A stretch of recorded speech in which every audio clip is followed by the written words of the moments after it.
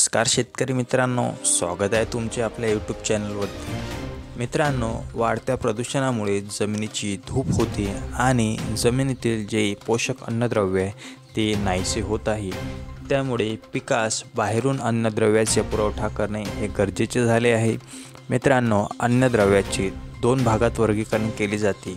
एक म्हणजे मुख्य अन्नद्रव्य आणि दुसरे म्हणजे सूक्ष्म अन्नद्रव्य। आज आपण बोरॉन या सूक्ष्म अन्नद्रव्याविषयी माहिती या व्हिडिओमध्ये पाहणार आहोत। मित्रांनो, जसा मानवाला संपूर्ण समतोल आहार गरजेचा आहे, तसेच पिकाला देखील समतोल आहार गरजेचा आहे। पिकामध्ये फुलधारणेच्या अवस्थेसाठी आणि फुलधारणा करण्यासाठी फुलाचे फळात रूपांतर करण्यासाठी बोरॉन खूप महत्त्वाची कामगिरी करते।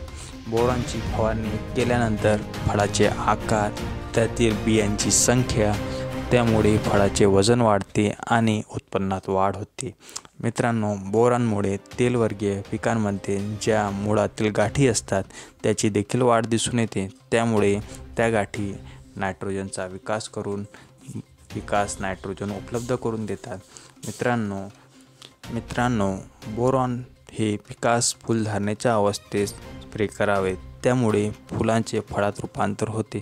तसेच फळ तळकणे किंवा फळाचे दोन भाग होणे ही समस्या बोरॉनच्या कमतरतेमुळे होते। बोरॉनचे फवारणीसाठी किती प्रमाण वापरावे?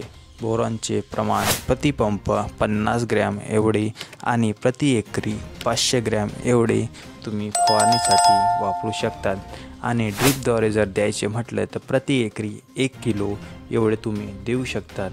अशाच नवनवीन माहितीचा व्हिडिओ पाहण्यासाठी आपल्या चॅनलला सबस्क्राईब जरूर करा। धन्यवाद।